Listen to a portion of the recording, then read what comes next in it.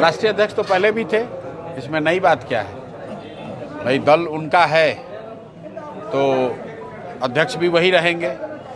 बिहार में पिछले 3 साल से मैं बताता रहा हूं कि बिहार में दल कैसे बनता है। दल जो बनाता है वो दल का बनता है नेता, और ये उसी दिन घोषणा कर देता है कि हमारे बाद होगा हमारा बेटा। तो नीतीश जी का दल भी अब उससे अपवाद नहीं है। 30-35 वर्षों तक समाजवाद, लोहिया, जेपी की बात करने वाले नीतीश कुमार जी ने भी जो बात थी वही सामने आई कि ये दल नीतीश कुमार का है, नीतीश कुमार उसमें अध्यक्ष रहेंगे और उनके बाद उनके बेटे को उसका नेतृत्व मिलेगा।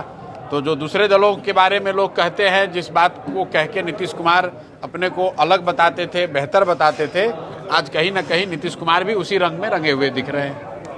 जैसे नीतीश जी अब राज्यसभा चले जाएंगे, ऐसे में क्या लगता है जैसे डिप्टी सीएम का काफ़ी समय चलेगा कि सीएम बनेंगे, तो क्या इस चीज़ों को ये देखिए, पहली बात तो इस तरह का कोई आप लोग जो स्पेकुलेशन कर रहे हैं कि कौन बनेगा, ये बिल्कुल बेकार काम है। किसी को नहीं मालूम है कौन बनेगा। बनेगा वो जिसकी इस जीत में भूमिका है। मैंने अपने वक्तव्य में भी कहा 202 विधायकों का जिस व्यक्ति को, जिस नेता को समर्थन रहेगा वो पद कभी नहीं छोड़ेगा। तो कहीं ना कहीं जो बात हम लोग चुनाव के पहले भी बता रहे थे कि नीतीश कुमार जी की शारीरिक मानसिक स्थिति वो नहीं है कि वो मुख्यमंत्री पद पर बने रहें। जब ये बात जनसुराज ने, प्रशांत किशोर ने कही तो कई मीडिया के साथियों ने, समाज में लोगों ने उसका मजाक भी उड़ाया। लेकिन आप याद कीजिए, हमने कहा था कि नीतीश परिणाम कुछ भी हो, नीतीश कुमार मुख्यमंत्री नहीं रहेंगे। 3 महीना हुआ, 4 महीने मुख्यमंत्री से हट रहे हैं। स्वेच्छा से हटे या किसी दबाव में हटे, हट तो रहे हैं। और जो ये बात हम लोगों ने कही थी कि इनको सफलता, चुनावी सफलता नहीं मिलेगी, वो भी नहीं होता अगर चुनाव आयोग, केंद्र सरकार, 10,000 रुपये, ये सारा प्रपंच नहीं रचा गया होता तो एनडीए को किसी भी हालत में ये सफलता नहीं मिलती। अब जिन लोगों ने ये सफलता दिलवाई है, जिन लोगों की मदद से 30,000 करोड़ रुपए बांटे गए सरकारी पैसे, जिस इलेक्शन कमीशन ने इस मैंडेट को हासिल करने में मदद किया है, जिस केंद्र सरकार की भूमिका रही है, उसके जो मुखिया लोग हैं, अब सरकार कौन चलाएगा ये वो तय करेंगे। महत्वपूर्ण बात यह है कि बिहार में पहली बार वो लोग गद्दी पर बैठेंगे जिनकी प्राथमिकता बिहार न होकर गुजरात होगी।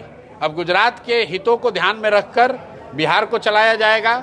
और आज 20-25 लाख लोग बिहार के बच्चे जाकर गुजरात में मजदूरी कर रहे हैं। आप आंकड़ा याद रखिए, 2014 में जब मोदी जी प्रधानमंत्री बने तो बिहार से 7 से 8 लाख बच्चे गुजरात में मजदूरी करते थे। आज मोदी जी के प्रभाव से, मोदी जी के प्रयास से आप देख लीजिए, आज 20 लाख बच्चे बिहार के गुजरात में मजदूरी कर रहे हैं। और अब जब उनका बनाया हुआ मुख्यमंत्री यहाँ बैठेगा तो आने वाले 5 वर्ष में ये 20 लाख की संख्या बढ़ के 30-40 लाख होगी। क्योंकि गुजरात के फैक्ट्रियों में 10-12-15 हज़ार में जवान लड़के काम करने के लिए दुनिया में कहीं उपलब्ध नहीं है। वो सिर्फ और सिर्फ बिहार में उपलब्ध हैं। और वो बिहार से जाकर गुजरात में तब मजदूरी करेंगे जबकि बिहार में फैक्ट्रियां न लगें, बिहार में रोजगार न हो।